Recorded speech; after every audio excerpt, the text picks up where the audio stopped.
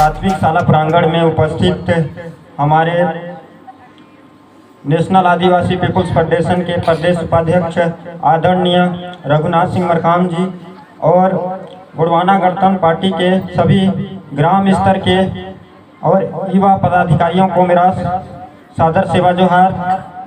आज छत्तीसगढ़ के प्रथम स्वतंत्रता सेनानी शहीद वीर नारायण सिंह जी का शहादत दिवस के उपलक्ष्य में हमारे बीच में उपस्थित मातृशक्ति, पितृशक्ति, युवा शक्ति, युवती शक्तियों को मेरा सादर सेवा जोहार तथा मैं इस ग्राम के आदि शक्ति, प्राकृतिक शक्तिदायी महादायी को मेरा सेवा जोहार तथा प्राकृतिक शक्ति फणापेन जी को मेरा सेवा जोहार और आदिवासी समाज में जन्मे उन तमाम महापुरुषों को मेरा सादर सेवा जोहार जिन्होंने समाज की आन बान शान और हक अधिकार सम्मान के लिए लड़ाई लड़ी।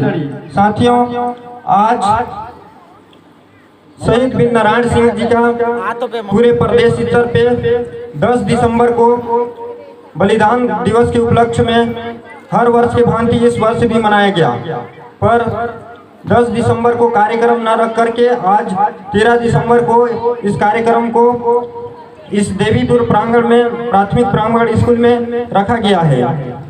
तो हमारे शहीद वीर नारायण सिंह एक ऐसे महान क्रांतिकारी, एक आदिवासी योद्धा थे जिन्होंने समाज के हक अधिकार, मान सम्मान, स्वाभिमान के लिए अंग्रेजों के खिलाफ बिगुल फूंकने का काम किए, जिन्होंने समाज के गरीब, पिछड़े, शोषित लोगों का साथ दिया। आज हम अपने महापुरुषों को सभी भूलते जा रहे हैं और इतिहास में हमारे महापुरुषों को दर्ज नहीं किया जा रहा है। इतिहास में हमारे महापुरुषों का जो पाठ्य पुस्तक में पढ़ाया जाना चाहिए वो पाठ्य पुस्तकों में भी नहीं पढ़ाया जा रहा है, क्योंकि भारत देश में आदिवासी महान योद्धाओं ने जिस तरीके से आज़ादी की लड़ाई में सबसे ज़्यादा संघर्ष, खून पसीने से लड़ाई लड़ कर के इस भारत देश को आज़ाद कराया, किंतु भारत देश आज़ाद अभी भी नहीं है। हम एक भूल में जीवन जी रहे हैं। भारत देश आज़ाद अभी भी नहीं है। क्यों नहीं है? क्योंकि 26 जनवरी सन 1950 को भारत देश का संविधान लागू हुआ।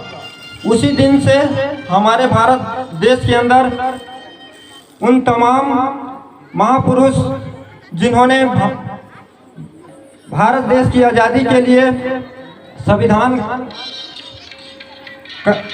निर्माता बाबा साहब भीमराव अम्बेडकर और उनके साथीगण थे, जिन्होंने भारत का संविधान लिखकर के हम सभी बहुजनों को, जो भारत के मूल निवासी, मूल वंशज हैं, ST SC OBC और आदिवासियों को तमाम तरह के अधिकार दिए।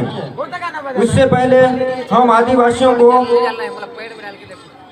ऐसा अधिकार नहीं था जिस तरीके से हम समाज में एक शांति भाव से, एकता, संप्रभुता से, समानता से, एकता भाव से जीवन जी सके। तो साथियों, आज हमारे समाज के साथ अनेक प्रकार की अन्याय, अत्याचार देश में हो रहा है। हमारे साथ शोषण हो रहा है। हमारे समाज के हक अधिकार के लिए कोई बोलने वाला, अच्छा से लड़ने वाला नहीं मिल रहा है। कोई हमारा कैडर बेस्ड ऑर्गेनाइजेशन नहीं है, हमारा संगठन नहीं है। इस कारणवश हमारे लोगों को एकदम ऐसे रखे हैं जैसे एक पिंजड़े में तोता को गुलाम रख करके एक मालिक रखता है। तो उसी तरीके से हम गुलाम हैं। हमारे महापुरुष जिस तरीके से अपनी कुर्बानी दी, देश की आज़ादी के लिए संघर्ष किए, उनको, उनके इतिहास को हमें पढ़ने की आवश्यकता है, क्योंकि जो समाज अपने इतिहास को नहीं जानती वह अपने भविष्य का निर्माण नहीं करती। समाज वही बदल सकता है जिसने अपना इतिहास पढ़ा हो, और जिसने अपना इतिहास ही नहीं पढ़ा हो वो समाज तो क्या, अपने आप को खुद को नहीं बदल सकता।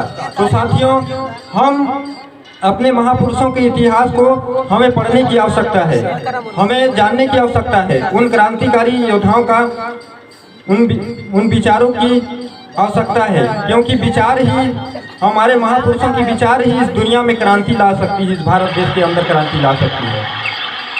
तो सभी यहाँ पढ़ने वाले विद्यार्थी भी होंगे, युवा युवती, उन सभी से मेरा आग्रह है कि अधिक से अधिक शिक्षा ग्रहण करें, क्योंकि शिक्षा शेरनी का दूध है, जो पिएगा वही दहाड़ेगा।